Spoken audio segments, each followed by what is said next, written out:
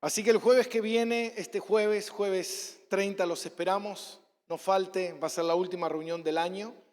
Y vamos a seguir con esta serie, miniserie que inició el domingo pasado, que es realmente conocemos lo que estamos celebrando.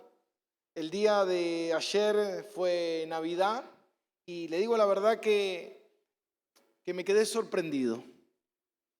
No por algo que uno no sepa, porque nosotros sabemos bien que el mundo no celebra a Jesús.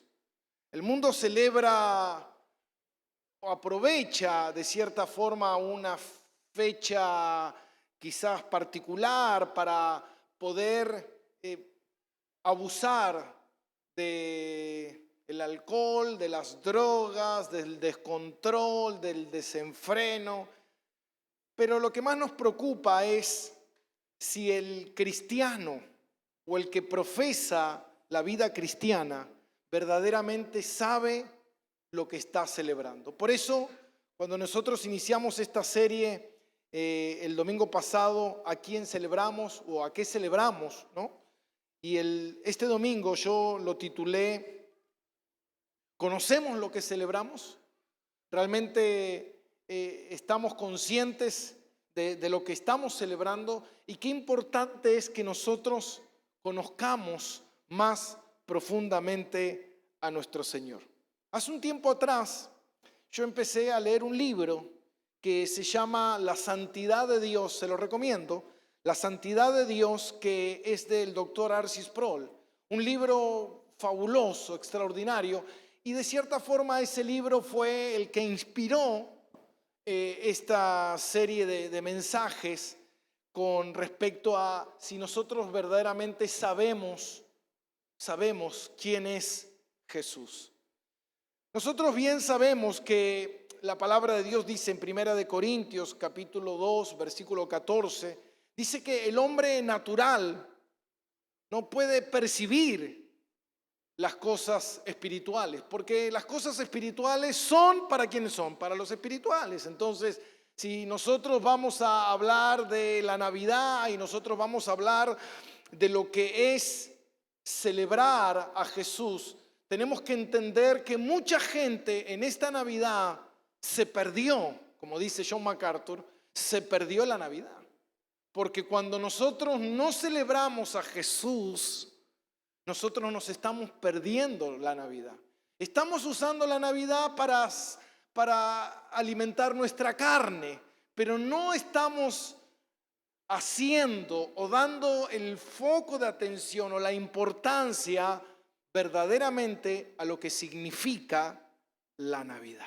Amén. Así que vamos a orar y pedirle al Señor en esta mañana que Él derrame su gracia sobre nosotros. Padre, te damos gracias, Dios, porque no es por nosotros, es por ti. Eres tú, Señor, el que ha decidido desde antes de la fundación del mundo llamarnos a salvación. Tú, Señor, en tu plan de redención, Señor, enviaste a tu Hijo a morir en nuestro lugar, a vivir en nuestro lugar, Padre, porque nosotros no podíamos, Señor, pagar la deuda que teníamos contigo, Señor, por haber quebrantado la ley, por haber pecado, Dios. Señor, tú eres un Dios santo, tú eres un Dios justo y tú eres un Dios perfecto. Señor, que ninguno que practica el pecado, ninguno que es pecador puede entrar a la presencia de Dios. Pero Jesús cambió nuestra corona de espina, de maldición, por su corona de gloria. Él cambió nuestras vestiduras, sacándonos nuestras vestiduras inmundas y dándonos sus vestiduras blancas, Señor. Y Él cargando con nuestro pecado, llevándolo a la cruz, pagando, Señor, por todo lo que nosotros habíamos hecho, para que pudiéramos entrar, Dios, a tu presencia. Y hoy tu Padre, tú nos ves, Señor, por medio de la sangre de Jesús, nos ves limpios, santos y puros, Señor, por el acto maravilloso, extraordinario que Cristo hizo por nosotros.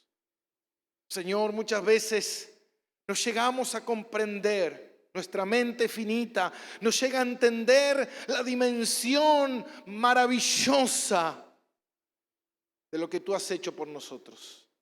Señor, vivimos para nuestros deleites, para nuestras pasiones, para nuestros gustos, y vivimos a nuestro antojo, a nuestra manera. Por eso, oh Dios, Señor, eres tú, Señor, el que hace la obra y el que nos transforma y el que cada día, Señor, nos va edificando y llevando de gloria en gloria, Señor, para que entendamos lo maravilloso de Jesús. Señor, ayúdanos en esta mañana. Lávanos, Dios, límpianos, Padre. Como dijo Pedro, lávame todo completo, Jesús. Lávanos en esta mañana para que nosotros podamos estar delante tuyo con un corazón dispuesto a recibir todo lo que tú tienes para nosotros. Padre del cielo, ayuda al predicador, Señor, porque es un hombre carnal, pecador, redimido por Cristo. Te necesito, Dios, para hablar, Señor, lo que está conforme a tu palabra, Señor, y para que el pueblo te vea a ti y no me vea a mí, Señor. Hazme más invisible cada día, Señor, para que tú seas visible. Te lo pido, Dios, porque toda la gloria y toda la honra es para ti, mi Señor y mi Salvador. Gracias te damos por Roca Eterna, Señor, que esta iglesia, Señor, empiece a arder cada día más en la pasión por tu palabra, por tu espíritu, Señor, y que el fuego arda en nuestro interior, enamorándonos cada día más de ti, Jesús. Te lo pedimos en tu nombre. Amén y amén. Dale un fuerte aplauso al Señor.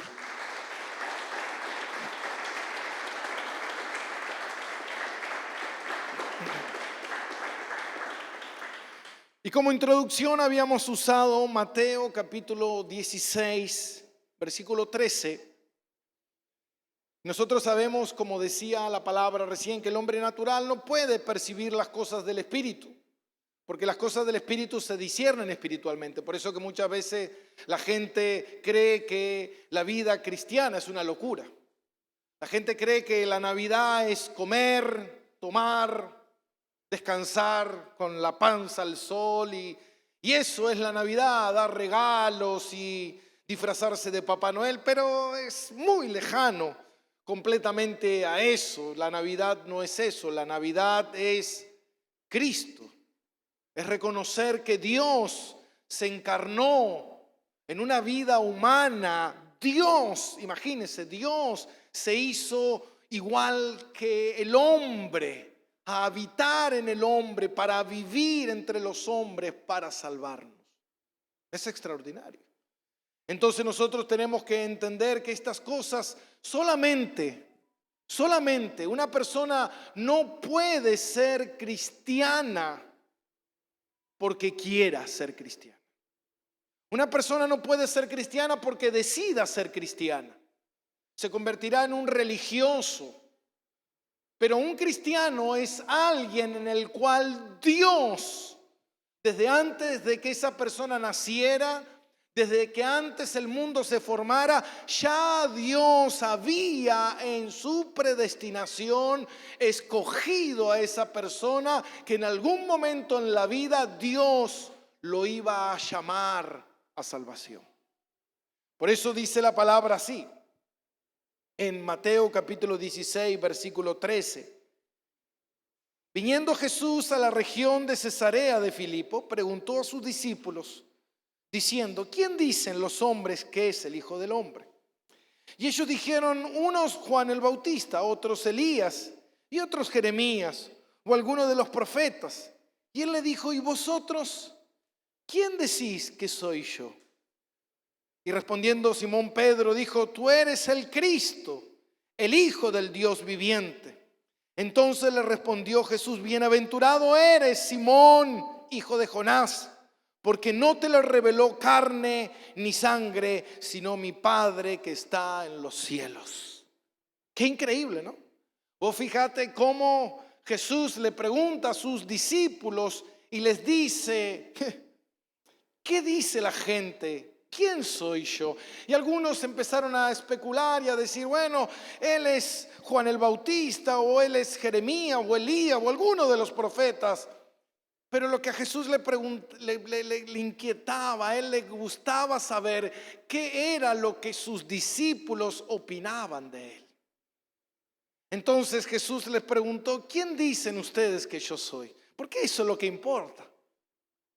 ¿Quién es para ustedes Jesús?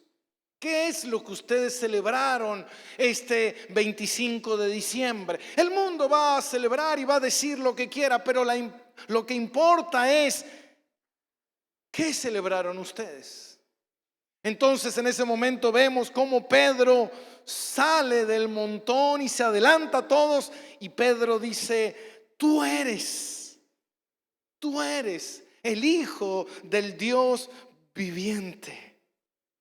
Y en ese momento, bingo, Pedro, wow, bienaventurado eres, feliz tienes que estar, Pedro, feliz tienes que ser, tienes que estar feliz. ¿Por qué? Porque esto que tú sabes, esto que tú estás haciendo, mi hermano, esto donde tú estás en este momento, lo que tú estás escuchando en este momento, presta atención por un segundo. En este momento hay gente que está frente a una parrilla, preparando un asado, escuchando a Elegante o a No Elegante, escuchando cumbia, escuchando esto, viendo serie, durmiendo, tapados en una cama. Pero ¿sabe qué, mi hermano? Feliz tú tienes que estar de estar aquí en esta mañana escuchando la palabra del Dios vivo, porque Él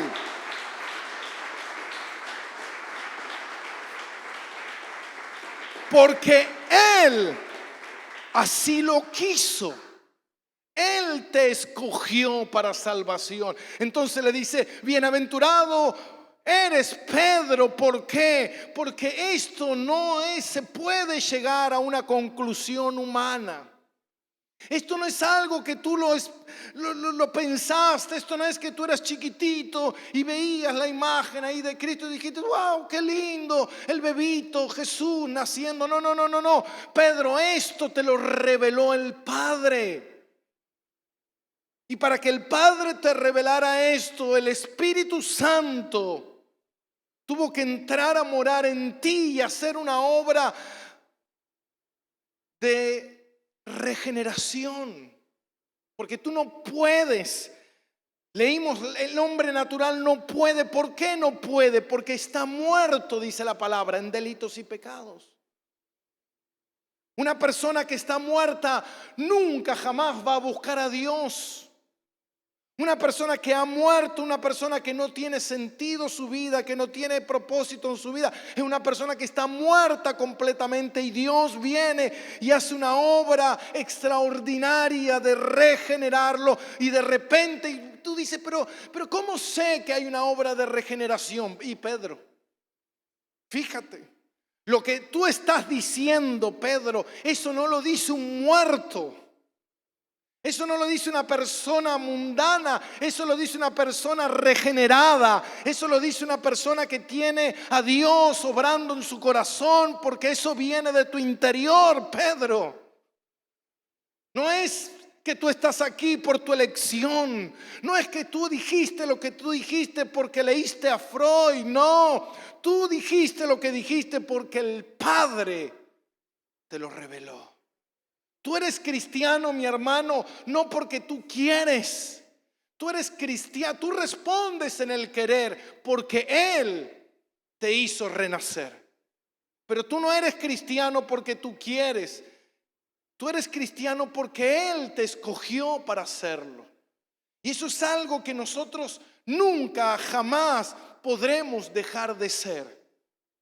Por eso el apóstol dice: salieron de nosotros. Salieron de la congregación, se fueron de la congregación. ¿Para qué? Para dar evidencia de que nunca fueron, porque el que es no puede. El que es no puede dejar de ser cristiano, mi hermano. No, no, ¿sabe qué, pastor? Yo un día fui cristiano y hoy ya no soy más cristiano. No, no, nunca fuiste cristiano. Porque el ser cristiano tiene que ver con una obra extraordinaria de Dios dentro de tu corazón. Hermano, tú lo que estás diciendo, Pedro, lo que tú estás diciendo no es de tu intelecto.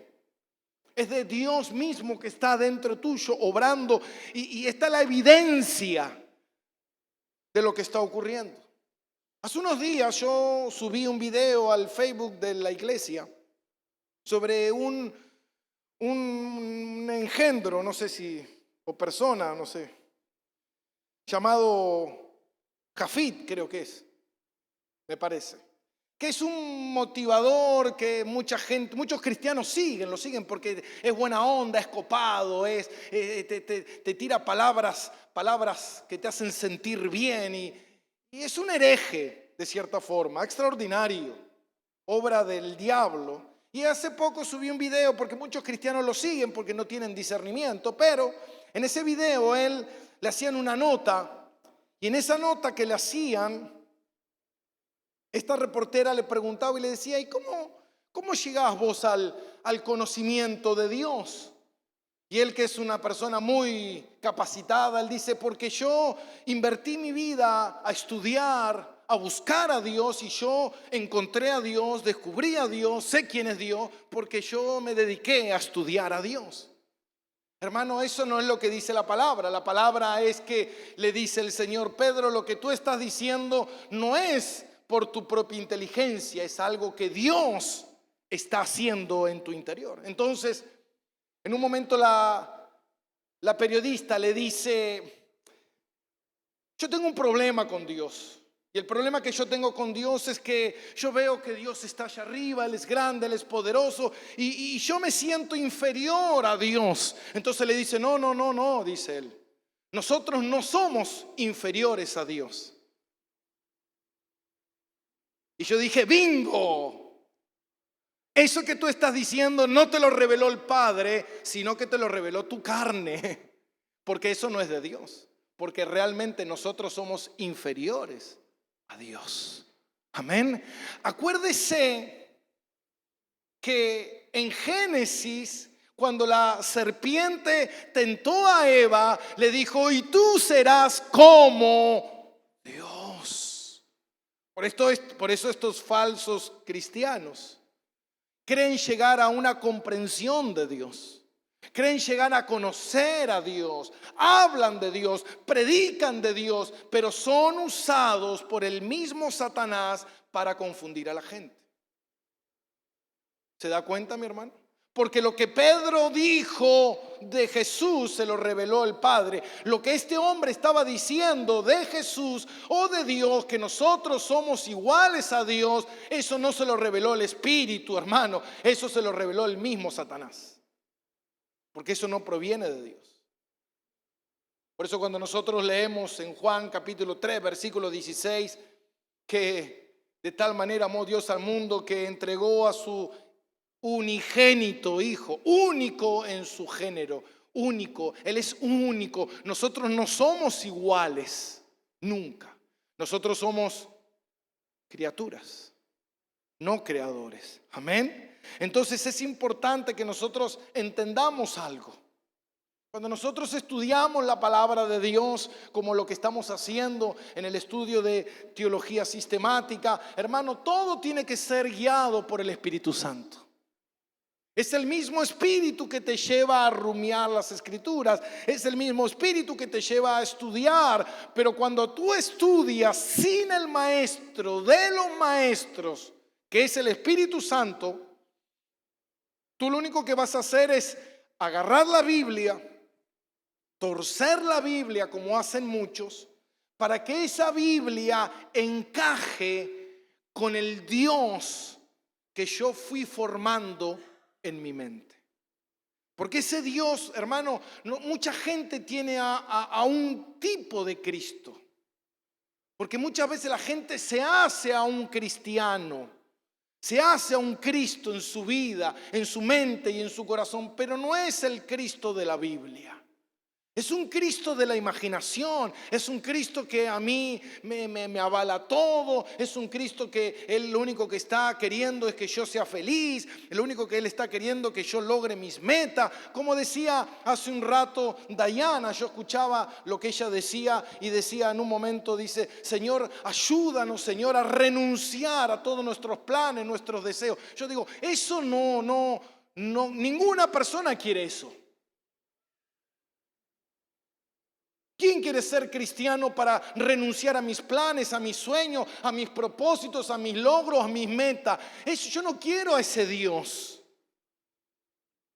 Como muchas veces cuando escuchamos a Paul Washer que él está predicando y dice que cuando él empieza a hablar de los atributos de Dios, de la santidad de Dios, dice que muchas hermanitas se levantan y le dicen: usted es un mal pastor porque ese no es mi Dios el que usted está predicando. Porque nadie quiere renunciar. Todos queremos un Dios que cumpla nuestros deseos. ¿Se da cuenta? Por eso vemos eso en la idolatría, en los santos paganos, en las imágenes. Yo tengo esta imagen, ¿por qué? Porque me protege. Yo tengo esto porque es un amuleto que me ayuda a alcanzar tal meta, me ayuda a lograr esto. Gracias, San Expedito. Imagínense, gracias, San Expedito. Qué feo. Por ayudarme, me empujaste con tu envión a lograr mi propósito. Imagínense, y eso es lo que la gente quiere. Entonces, cuando llegan y escuchan el evangelio verdadero, la sana doctrina, la palabra de Dios. No, a mí no me hable de doctrina. Doctrina es enseñanza, no seas tan bruto. A mí no me hables de teología, no, teología es estudiar a Dios. ¿Cómo que no? Si la Biblia dice que debemos meditar y rumiar en esta palabra todos los días.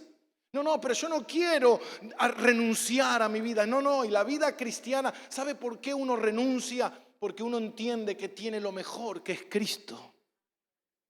Pero hasta que tú no entiendes, imagínese, mi hermano, nos encontramos con un grupo de empresarios pescadores, no, pecadores también eran, como Pedro y Andrés, su hermano. Ellos eran empresarios, ellos tenían embarcaciones, ellos ganaban mucho dinero, y de repente nos encontramos al final de la historia de Pedro muriendo crucificado boca abajo en una cruz en Roma. ¿Qué lo llevó a eso? ¿Qué lo llevó a Pablo, un erudito, un fariseo, un maestro, un hombre de poder, de reputación, de estatus? De repente lo encontramos siendo un pordiosero, perdiéndolo todo, de prisión en prisión, de tormenta en tormenta, de golpe tras golpe, látigo, estar siendo abofeteado, apedreado tantas veces. ¿Qué lo llevó a renunciar a todo eso? ¿Qué lo llevó? Porque él tenía algo mucho más grande que todo lo que él era, que todo lo que él tenía, que es conocer a Jesús. Entonces se da cuenta, mi hermano, que cuando nosotros no conocemos, es como decía la palabra, o como dice la palabra: ¿quién dicen que soy? No, y para mí Cristo es alguien que me va a bendecir. Para mí Cristo es alguien que me va a sanar. Para mí Cristo es alguien que me va a cuidar a mi familia, no, porque yo le pido que guarde a mi hijito que sale todos los días a trabajar. No, tú no conoces. Entonces cuando Pedro responde y dice: tú eres el Cristo, el Hijo del Dios viviente. Esa era la revelación correcta. Y nosotros lo vimos muchas veces en lo que es la teología sistemática. Vimos lo que es la revelación general y lo que es la revelación especial.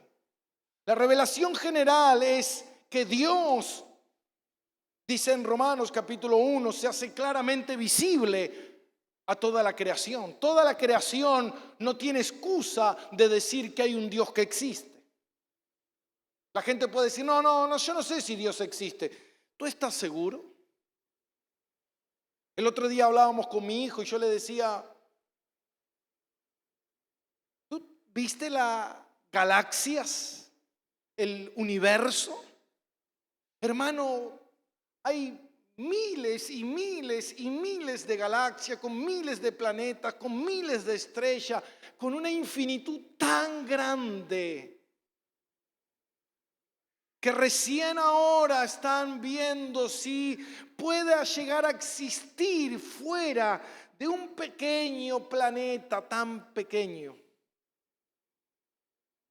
Pudiera existir fuera en algún lugar de esta inhóspita galaxia, alguna microbiología tan pequeña de algo que sea vida. No hablemos de vida inteligente, no hablemos de vida pensante. No, simplemente un organismo microscópico, a ver si en el universo existe.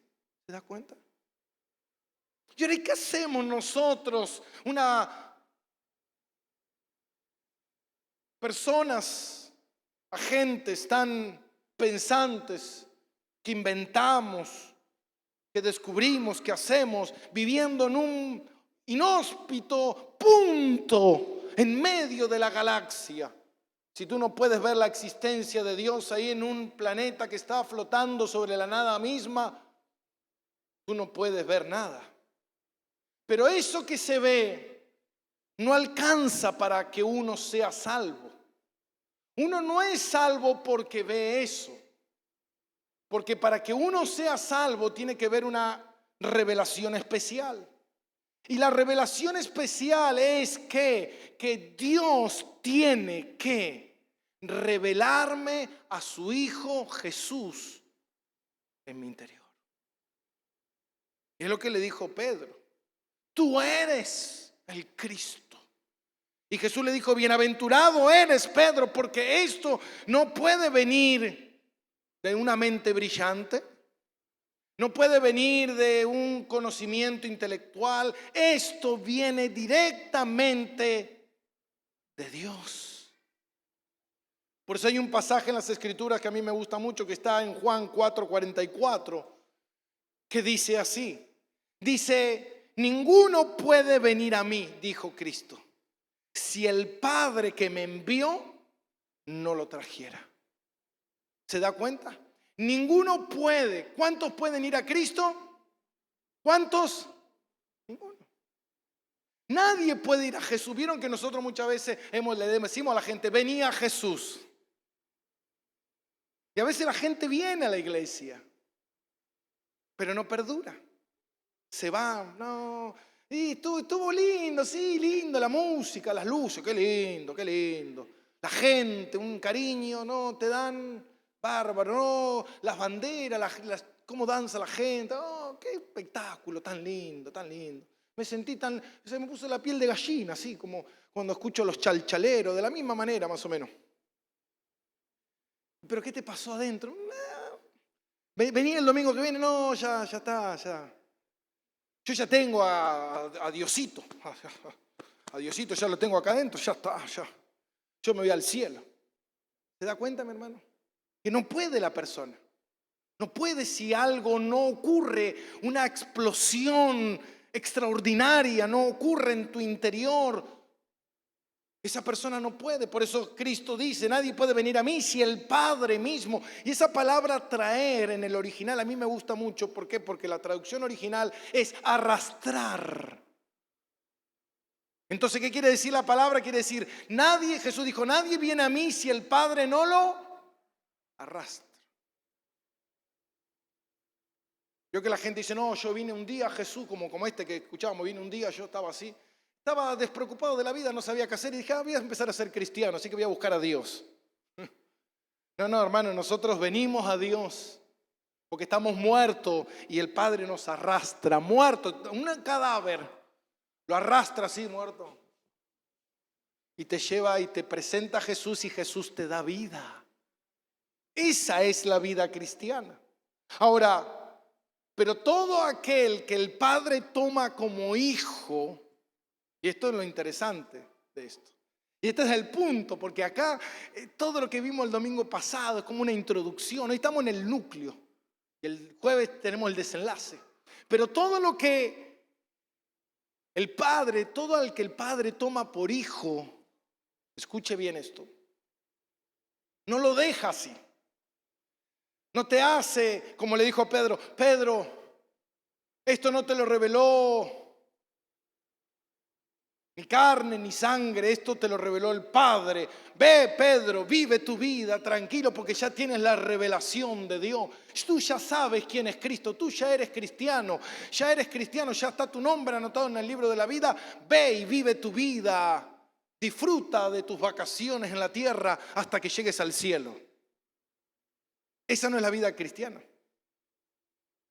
Esa revelación de Pedro da inicio ¿a qué? A que Dios te tomó entre sus brazos y que Dios no te dejará de la manera en que empezó a hacer la obra contigo. Porque dice la palabra de Dios que en Romanos capítulo 8, versículo 29, dice que Dios nos llamó y nos trajo, no solamente para que tú sepas que Cristo es tu Salvador, sino para formar a Cristo en tu vida. Y que tú puedas leer la Biblia y que la Biblia sea tu espejo. Y que cuando tú leas la Biblia digas, che, mi vida cada vez se parece más a la Biblia. No, yo cada vez me quiero parecer más a Wanda Nara.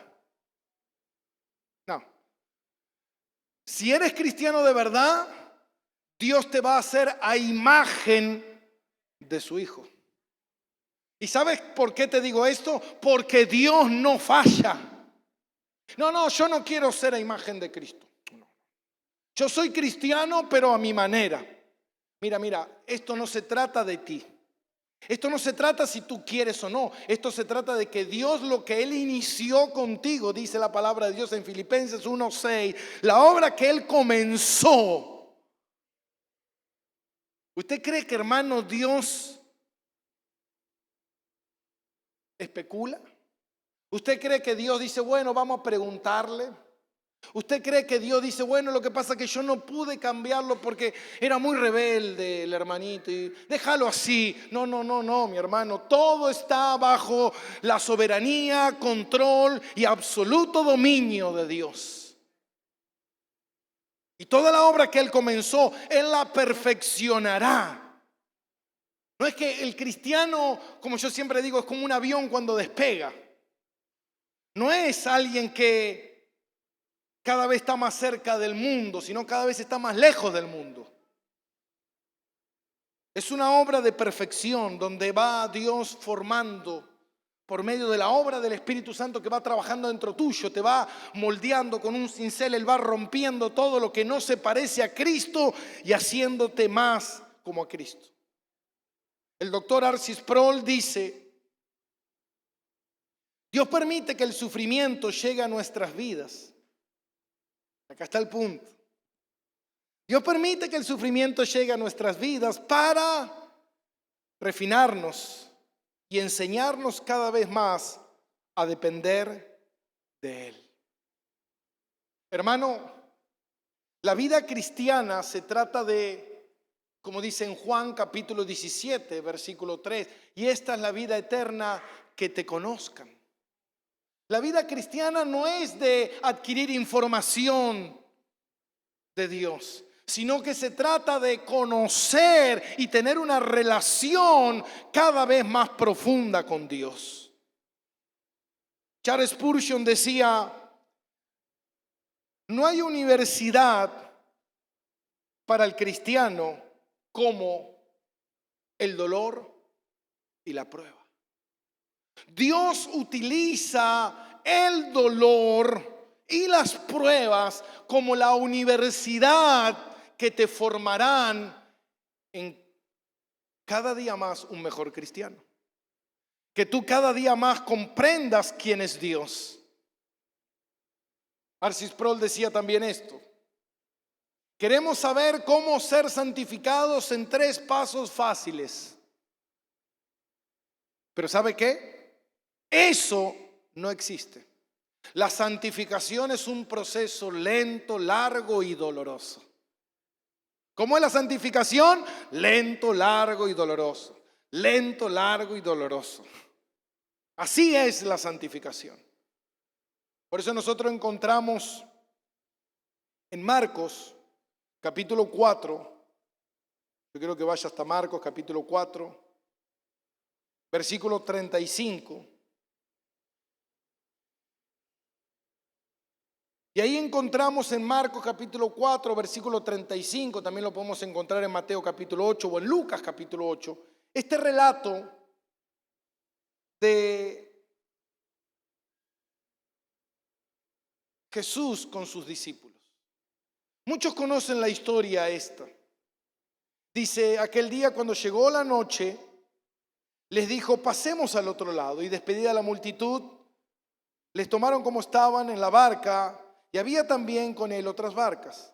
Pero se levantó una gran tempestad de viento y echaba las olas en la barca de tal manera que ya se anegaba. Y él estaba en la popa durmiendo sobre un cabezal. Y le despertaron y le dijeron: maestro, ¿no tienes cuidado que perecemos? Y levantándose reprendió el viento y dijo al mar: calla, enmudece. Y cesó el viento y se hizo gran bonanza. Y les dijo: ¿por qué estás así amedrentados? ¿Cómo? ¿No tenés fe? Entonces temieron con gran temor y se decían el uno al otro: ¿quién es este que aún el viento y el mar le obedecen? ¿Quién es este? Escuche, Pedro, esto no te lo reveló ni carne ni sangre, sino te lo reveló mi Padre que está en los cielos. Bienaventurado Pedro, tú tienes que ser feliz porque lo que tú estás revelando, lo que tú estás hablando es de que Dios está contigo. Bien. ¿Cuántos creen que Dios estaba con Pedro? Todos, amén. Todos creemos que Dios estaba con Pedro. Ahora, el Señor le dijo: ¿por qué estás amedrentado? ¿Cómo, no tenés fe? Entonces temieron con gran temor y se decían el uno al otro: ¿quién es este? ¿Cómo quién es este? ¿El Cristo, el Hijo del Dios viviente? Amén. Ahora, lo que nos relata aquí la palabra de Dios es que Jesús iniciaría con sus discípulos un viaje de aprendizaje. Un viaje que todos nosotros como cristianos estamos emprendiendo.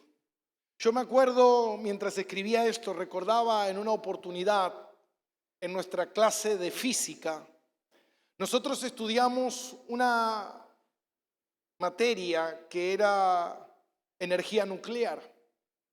Y yo me acuerdo que estudiamos y a mí me fascinaba esa rama de la física. Pero ¿sabe qué? Yo recuerdo que el profesor dijo: yo sé que ustedes nunca van a llegar a la comprensión de lo que estamos estudiando. Porque para realmente saber cómo funciona la energía nuclear, ustedes necesitan ir a una planta nuclear como Atucha, que está acá en la Argentina, para que ustedes mismos vean cómo opera la energía nuclear. ¿Se da cuenta?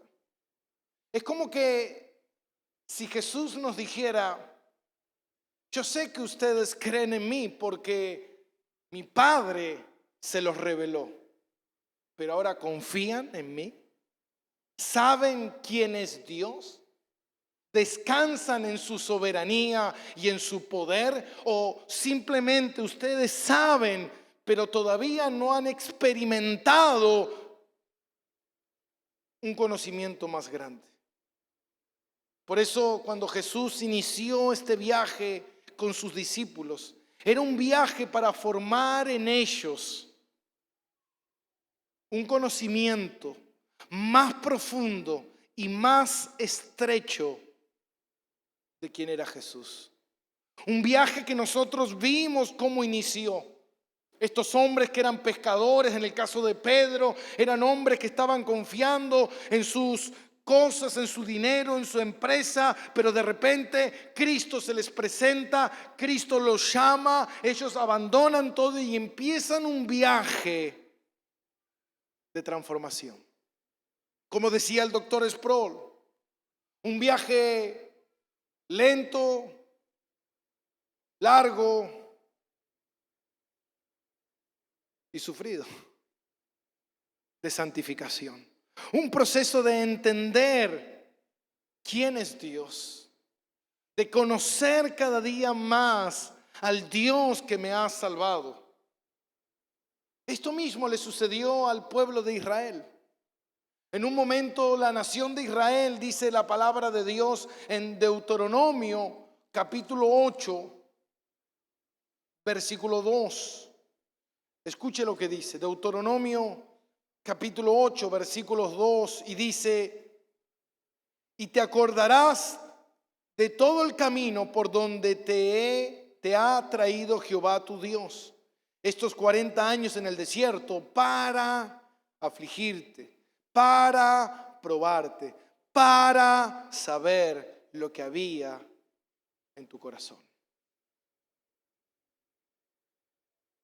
Dice que Dios, el pueblo de Israel, estaba hacía 400 años, ustedes saben la historia. José fue a Egipto, vendido por sus hermanos. Hay un terrible hambre en la tierra. José se convierte en el segundo en mando en la nación. Los hermanos van a pedir alimento. José se revela a ellos y el faraón le dice: ¿por qué no traes a toda tu familia? Y viene toda la parentela de José y se quedan ahí en Egipto, y ahí se empiezan a multiplicar hasta tal punto que un día, después de 400 años, se hicieron millones. Faraón sentía miedo por el pueblo hebreo, entonces los esclaviza, y en ese momento el pueblo empieza a orar a Dios y a pedirle a Dios que Dios los liberte, a pedirle a Dios que Dios los rescate. Y cuando Dios los rescata, cuando Dios los liberta por medio de la mano de Moisés, hermano, muchas veces la gente, yo me imagino la gente que salió de Egipto viendo la mano poderosa de Dios, viendo abrirse el mar, viendo las plagas, viendo milagros increíbles. Yo creo que mucha gente dice lo mismo. Yo creo en Dios.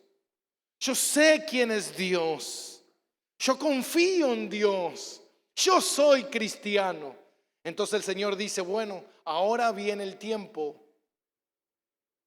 del viaje de aprendizaje, del viaje donde tu corazón será probado, para que tú veas verdaderamente qué es lo que hay en tu corazón. ¿Verdaderamente tú conoces al Cristo que tú estás celebrando?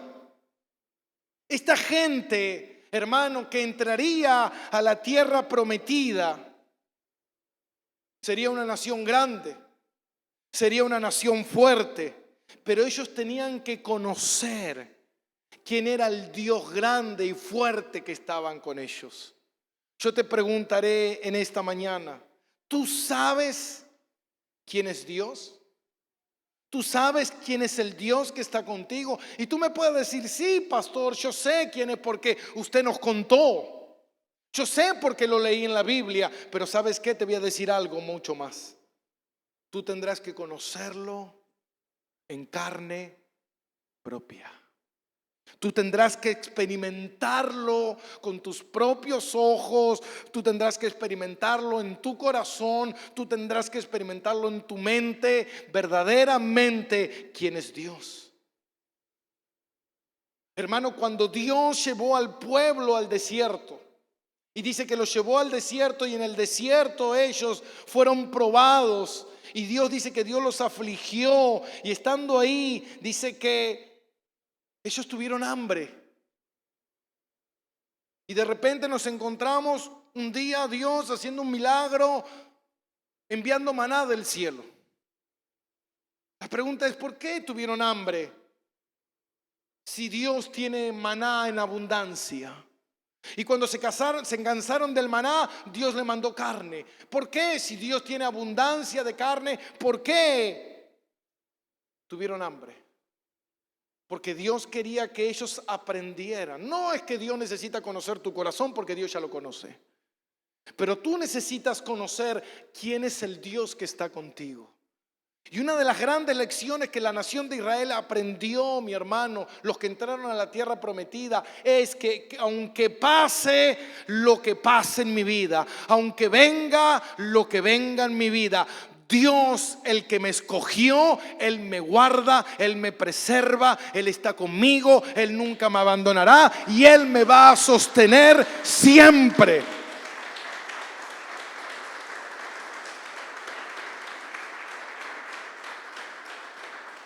Ellos necesitaban conocer, ellos necesitaban saber quién era su Dios, cómo obra su Dios.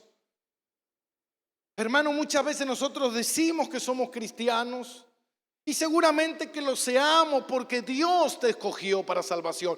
Pero ahora necesitas aprender un proceso de ¿qué? De saber quién es Dios. De saber que Él está en control.